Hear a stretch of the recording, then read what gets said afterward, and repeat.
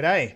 So I've just finished my vanilla playthrough of Satisfactory 1.0 and now I think it's time to do a world tour and go through what I did. This save is about 150 hours, just under, and I have used no mods, completely vanilla. My main goal for this playthrough was to just complete Project Assembly, which you saw on the intro there. I just did, and I cut it short so there was no spoilers. So what I think I'll do is I'll just go through what I did from the start to the finish, and do a tour of the factory in that way. It's just morning, so it'll start getting daylight very soon, and we'll go ahead and do that. So first of all, just briefly talk about where I decided to start my playthrough. So if I bring up spawn locations here on the map, you got the 4 spawn locations you get to pick from. Desert, the northern forest, the rocky desert, and the grasslands down here.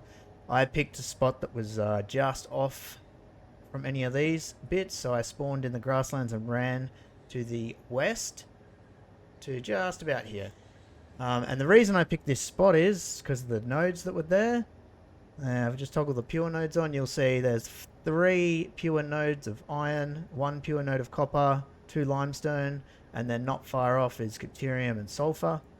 From there, if I toggle the normal nodes on, not far away is the coal, and also oil up here, and plenty of space out here to build a big flat factory, because that's what I had planned.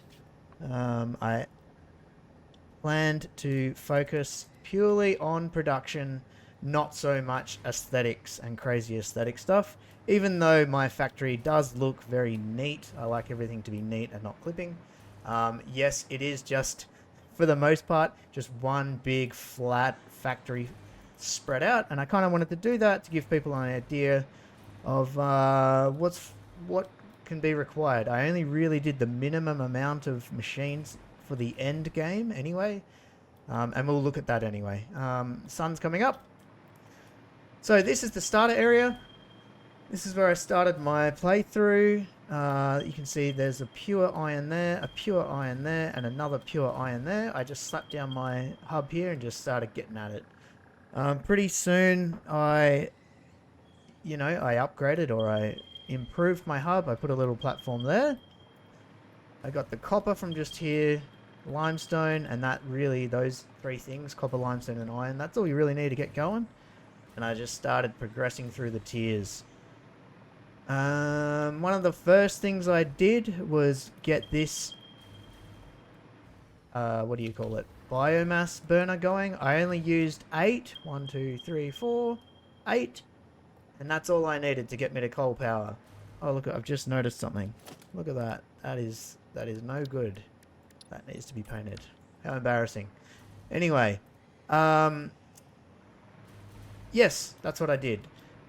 It wasn't long before I then neatly belted these in here and brought them down into what I started building, a flat factory. These setups here, that is my starter, where I started. A lot of it's on 270 belts, and I didn't bother upgrading. I just kept them the way they were and moved on and built more and more factory. As I expanded out here, I just got more and more complex.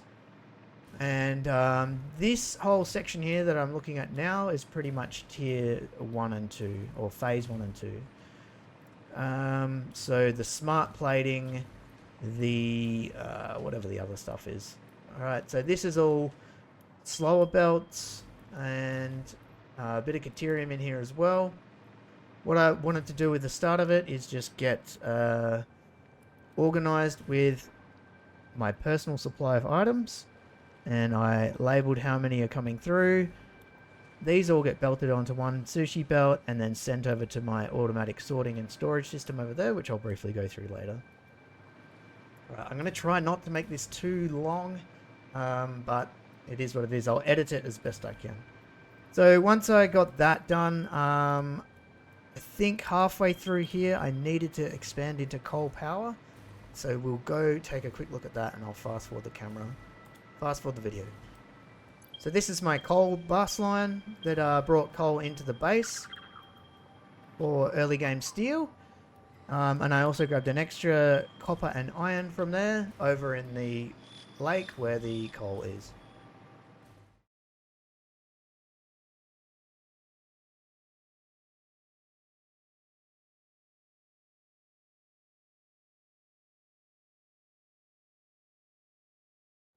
Alright, so here we are at the coal power plant. As soon as I unlocked coal, it's like the main priority was to come down here, grab a couple of coal nodes. All I did was use 2 normal nodes, 270 each. That's all they used. In fact, that's actually incorrect. I think I actually only used 120. I did. I didn't want to spend too much time on coal, so I literally had the Mark II belts. Yep, these are just Mark II belts. And I ran 2 Mark II belts into, what do we got? Is it 8 each? Yeah. Yep, 8, so 16. 16 coal plants, and that's all I wanted to do with coal, and I left it. Later on, when I upgrade my miners and the belts, I could have upgraded these belts and made more coal, but, you know, I didn't want to deal with coal. I wanted to move straight into oil. So that's about it. This is my coal power plant with a few batteries as well. Alright, back at the main base now. During that time, I also got tractors unlocked, and I wanted to use tractors because I wanted to use at least something of everything. I wanted to use tractors, trucks, drones, trains, all of it. So my tractors actually shoot off into the grasslands, and they grab a bunch of things and bring them back here. So let's go take a quick look at what I did in the grassland, because I didn't really do too much in the grassland. Just a couple of tiny little satellite factories out there for a couple of key items. While I'm here, I'll just quickly show the setup. I'll talk about the portal later because that's a super late game thing that you get. I used a hypertube cannon to get to the grasslands and back early game, and then towards near the end I made an actual airport, call it what you will, but this is what I used to get around the map. So basically it's a couple of hypertube, 3 hypertube cannons that shoot me off into the different areas of the map. So here we are down here. I really only need 3 directions: north, east, and northeast to the desert. A little reminder here to make sure I have jetpack fuel and a jetpack on before you go actually through the thingy. So what we're going to do is just have a quick look out in the grasslands.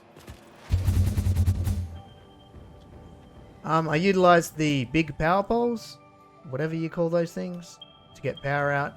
There's a copper and caterium pickup. And then I have this satellite factory out here. And hopefully I can land without dying. Yep. Got some sulfur happening. And, you know, some steel stuff for heavy modular frames. So when you're unlocking the tiers, one of the first complex items you have to make in a manufacturer is heavy modular frames. So this makes the stuff for that. And then I also have some Nobelisks getting made here as well.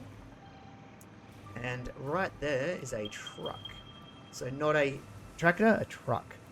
Grabs all of this on a sushi belt. And then goes back to the base. And that is that.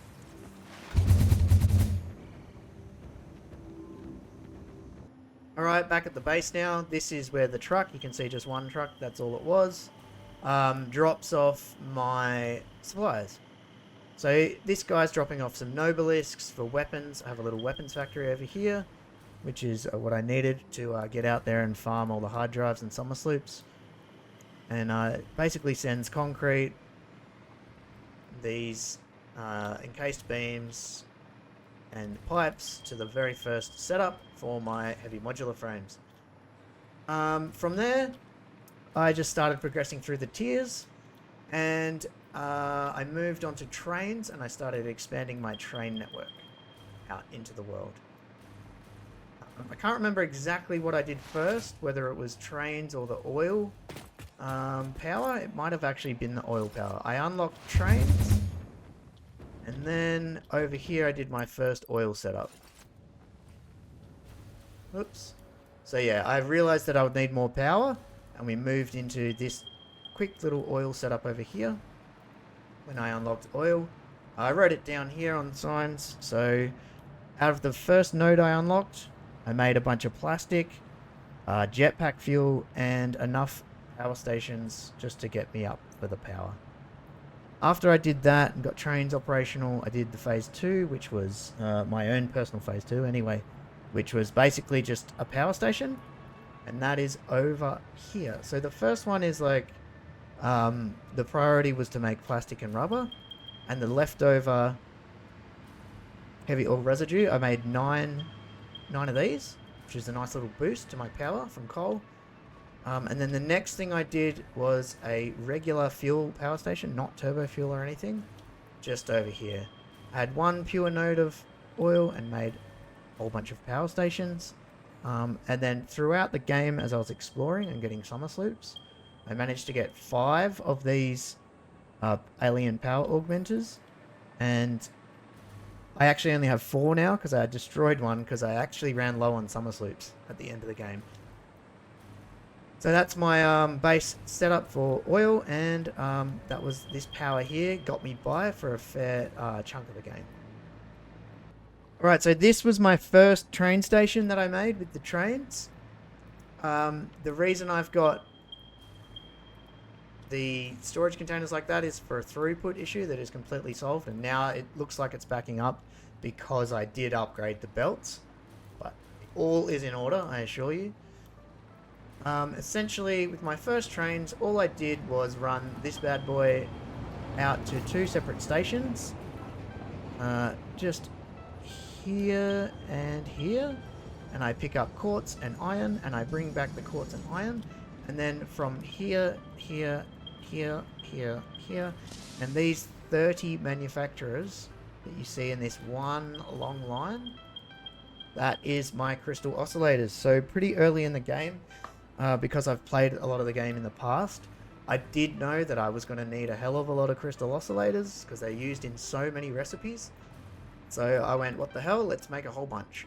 And 30 machines, they make, what do they make? They make 1 per machine. So 1 per minute per machine. 30 machines makes 30 per minute. And I used them for a whole bunch of stuff. And it worked out almost perfectly towards the end. That was my crystal oscillators set for the rest of the game. One classic example of a great recipe, without delving too far into other things, is this crystal computer recipe. It's a great one. Anyway. Alright, so from there, we expanded our base into the desert. Actually, that is not completely true. We went to the north of the map to make a turbo fuel power plant. So we'll go over there and have a look at that now. Right, so we'll take the northern hypertube to the northern part of the map, which is all the way up here, where I have a turbo fuel power plant and also a couple other things there. Right, so just here we have a train station picking up sulfur, and the same train just runs up and over there, over that bridge, and gets my coal or turbo fuel. So I have one train doing a lap with 2 carriages there, and then coal, and it goes over to here, which is my turbo fuel power plant. Now the train network is, the entire world has the same train network, but this particular train just does his loop through here. Alright, so at the turbo fuel factory on power plant, very basic turbo fuel, guys, nothing crazy going on here. I didn't use the blenders, I hadn't unlocked the blenders yet, so I just used the turbo heavy fuel, I believe. Where is it? Yep, so I just made everything into heavy oil residue, and then I went into turbo fuel. Very simple. I can't even remember how many plants are here, but it all is running perfectly. Now there is one tiny, just with the way the numbers work, I had a tiny little bit, 25 actually, heavy oil residue left over.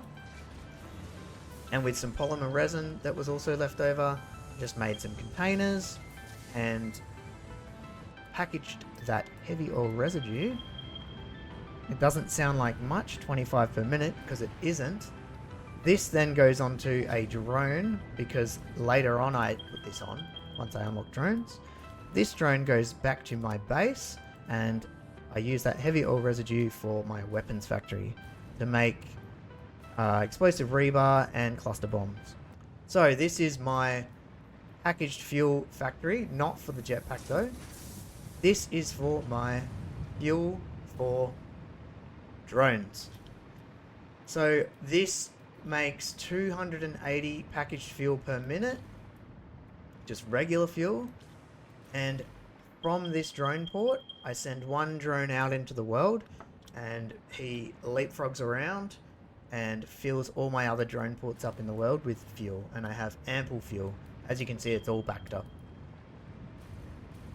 So we will head back to the main base.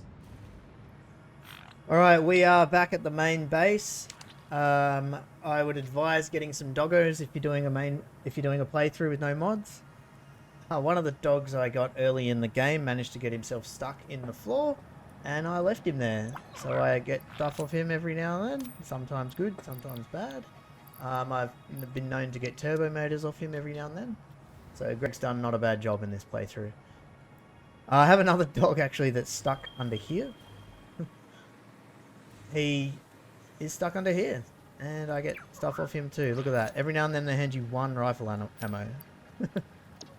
Okay, so from there, I essentially just kept progressing through the tiers of technology and unlocking things like the blueprint maker, which by the way is absolutely vital. Actually unlocked the first one pretty early, and you'll notice that pretty much everything here is a blueprint.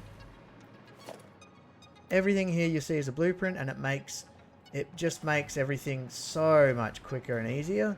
There's still a lot of work to be done, but everything I have is blueprints. And talking of blueprints, if anyone is interested in them, I can share them. I've kept all my early game ones, so on 270 belts, and then moving into 480 belts, I have the 480 belt blueprints. Refineries, I've kind of just kept them all the same. And then moving into 780 belts, not necessarily calculated off the 780 number, but the 780 belts are used on these particular blueprints. Alright, so... Man, the hover pack is so slow. What you see here is my manufacturers getting more and more complex components made. These are the... What are we talking about here? Adaptive control units. I always forget what the items are called. There's so many different items in the game. We have radio control units getting made here. I actually did a thing later on. I don't want to get too sidetracked, but I turned these machines off, power sharded these machines, so I had the same amount of input, and put my summer sloops in these two machines to double my output. But I won't get into that sort of stuff for this particular video. I'm just trying to tour the factory without getting too distracted with what I did. This section along here is basically my more complex parts coming in and going out on drones. So I have a whole nother factory, I would call it my late game factory, in the desert. I'm going to go have a look at that soon. But these are my thermal propulsion rockets. I think this is turbo motors here. Yep, I just used the standard recipe for turbo motors. Most of the end game items I've used my summer sloops for to double the output. Once you have power, once you have enough power, power becomes not an issue. I actually have nuclear power running. So if we have a look at the power here, even after I took my power augmenter away, still got 135,000 megawatts. And I'm not even using, well, about half of that with my max consumed. The power is not an issue for me, with the amount of things that I wanted to do with this build. We'll take a quick look at my automatic sorter.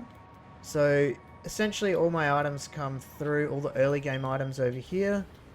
They come through on these slower belts at small numbers on purpose. They merge into each other again and again and again until they get on this one sushi belt here. Go down into a merger and go down the line here. A few more complex items are coming in and merging in as well. So if we go down here, basically what this is, I mean, it's nothing new to a lot of people. These auto sorter setups have been around for a while. We have our overflow splitter in the center, and whatever item we have left and right going up into storage. This one's a bit different now because of the dimensional storage. So what happens with once they're full, it just goes into the shredder. Coming up the top here, one of the mistakes, it's not really a mistake, it's just something that happened. It took a long time to get my dimensional storage online. I mean, I've played the game for over 2,000 hours before 1.0 came out, and I just kept saying to myself, yeah, I'll do that later, yeah, I'll do that later. And eventually when I got the dimensional storage, I was like, oh man, why didn't I do it sooner? But anyway, I got it now. So the way it works is it comes up, it fills up my personal storage. Well, actually it doesn't. What it will do is it'll go through this container down into my dimensional storage. And then once the dimensional storage is filled, this will then fill up. And when I take out of my dimensional storage, so for example, wire, I'll take some wire out of my dimensional storage. Boom, boom, boom, boom. Now, from here, this will automatically fill up my dimensional storage. As you can see, the wire is now moving in to fill up my dimensional storage. Anyway, and it's very handy for early game, and even with the dimensional storage, sometimes it's good to have a big stockpile of something. Alright, let's move on from there. Alright, I know I have a portal that goes to the desert, but I didn't get that portal online till very, very late game. So for a lot of the time I was using this hypertube cannon to get to and from the desert, and that's what I was doing. So we might just do a quick one last jump through that thingy for old time's sake.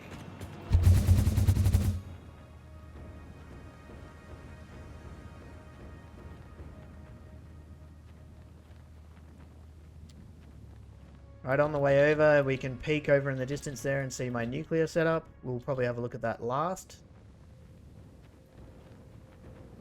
We're about to fly over a massive long train that picks up coal, which I'm now turning into diamonds when mixed with limestone.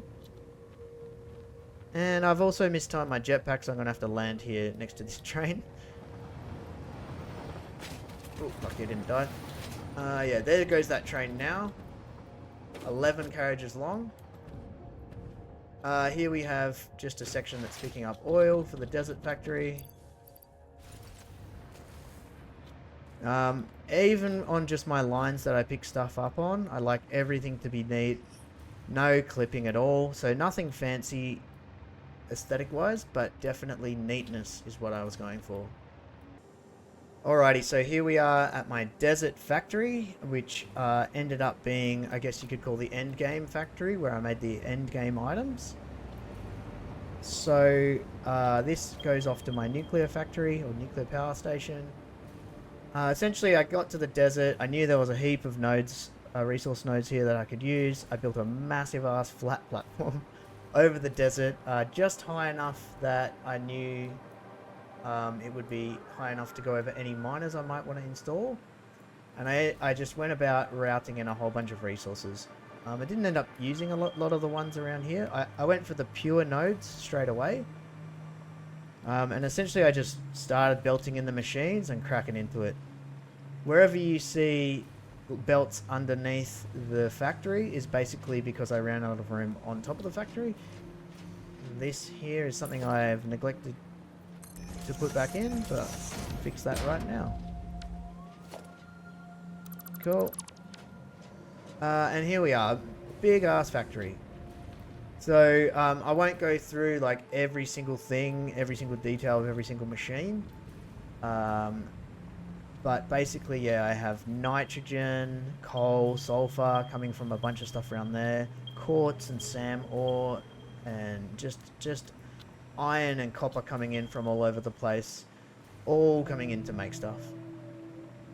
One of the new recipes I actually used, which I'm a bit of a fan of now, is this one over here, which is the leached caterium ingot. So you actually use sulfuric acid. I actually like this recipe quite a lot. I probably won't use it in my Nexus build because sulfur is going to be a high value resource. But for this build, I did not in any way come close to using all the nodes in the map, so it didn't matter to me. I just used sulfur to make caterium. Alright, so moving over to here, a bunch of drones here that take items to and from the main base, so big ticket items like cooling units and things like that. Motors is probably not a big ticket item, but yeah.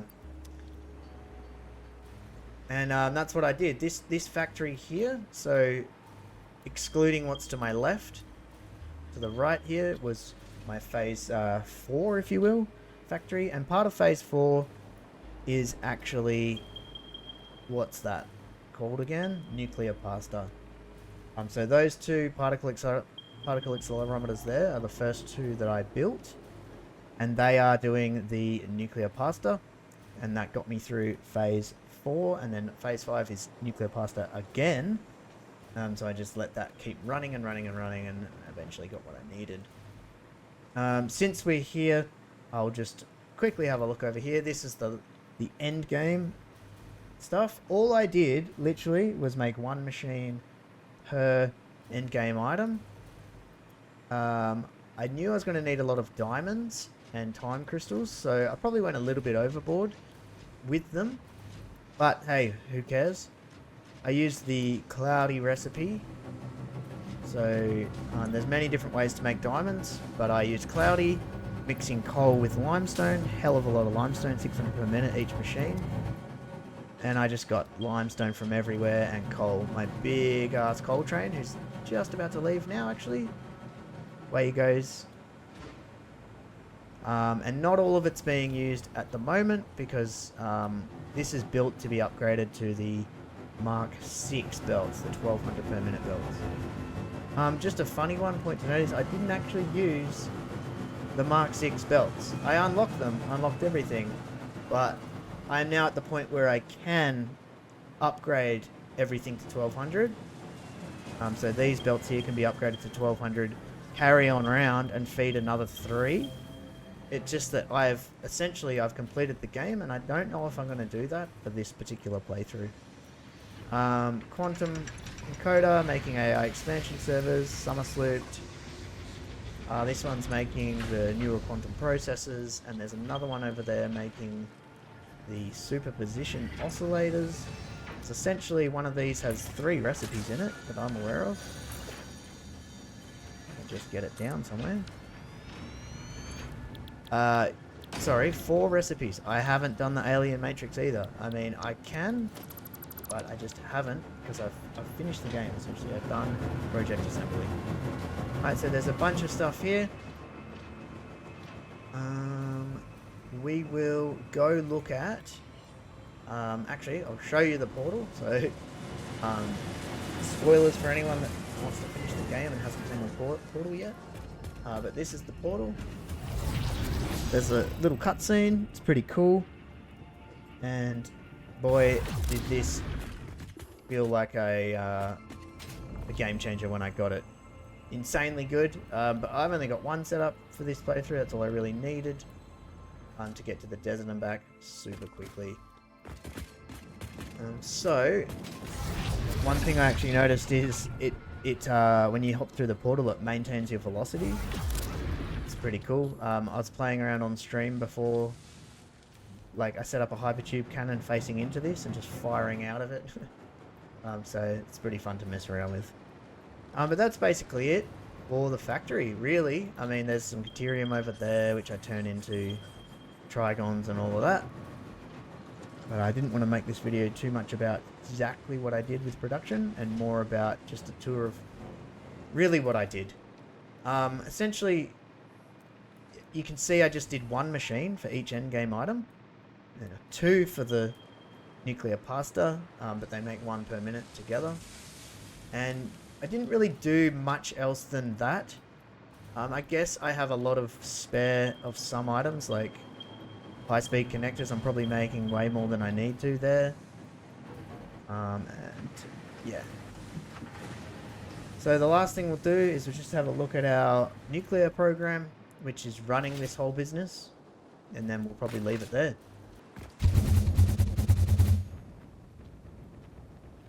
This is definitely not the most ideal way to use a hypertube cannon, shooting 90 degrees off where you're actually aiming for.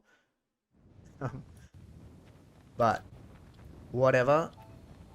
We might get a little look at what we're... Oh dear.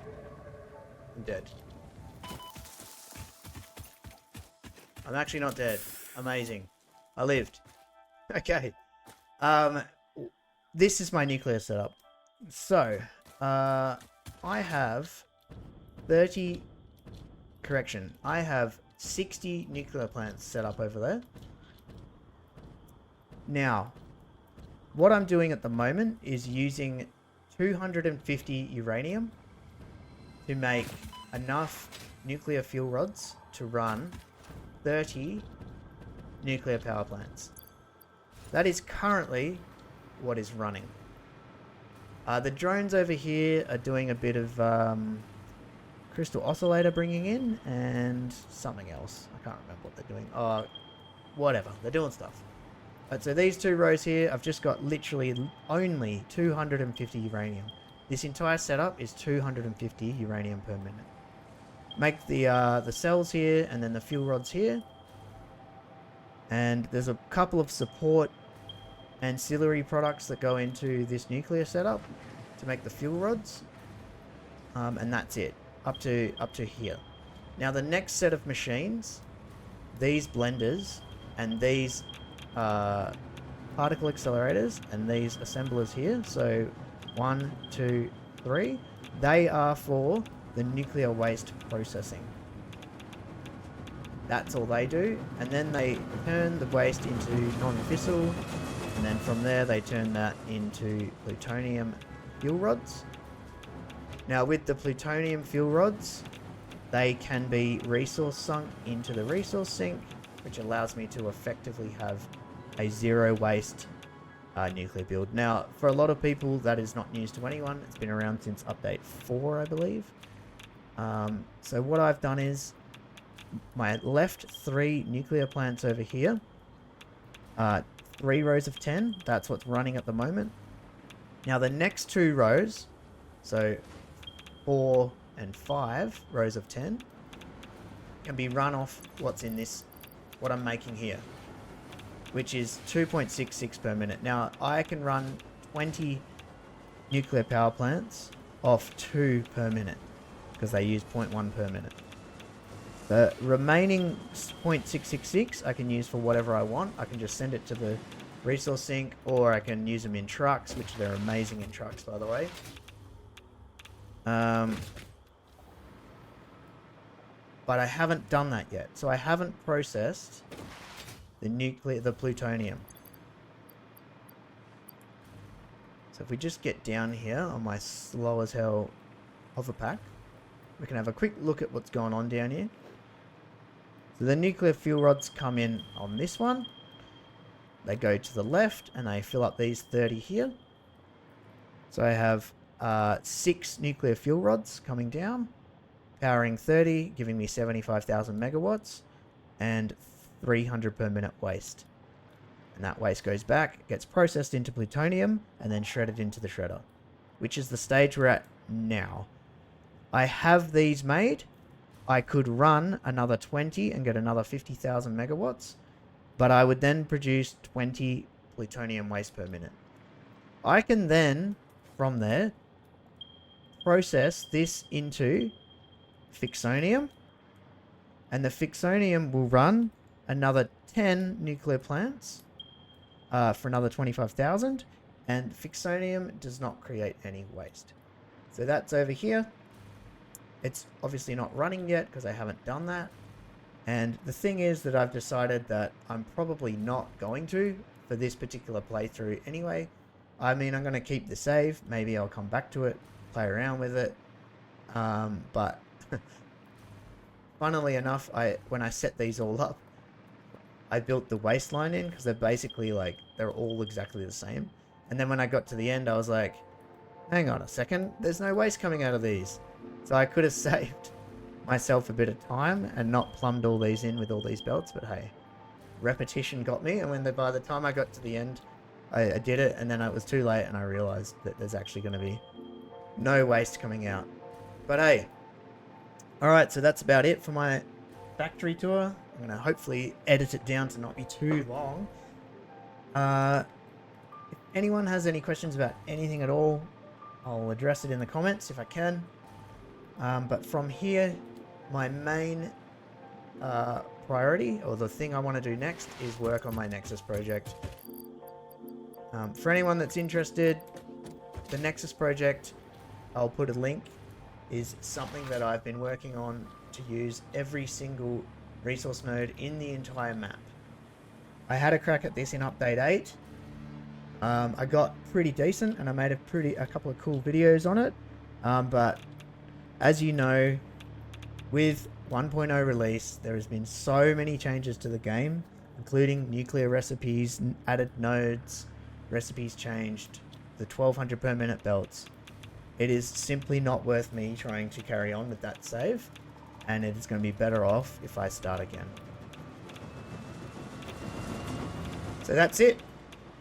Hope you enjoyed it, and that's my factory for my 1.0 vanilla playthrough. And I'll catch you later.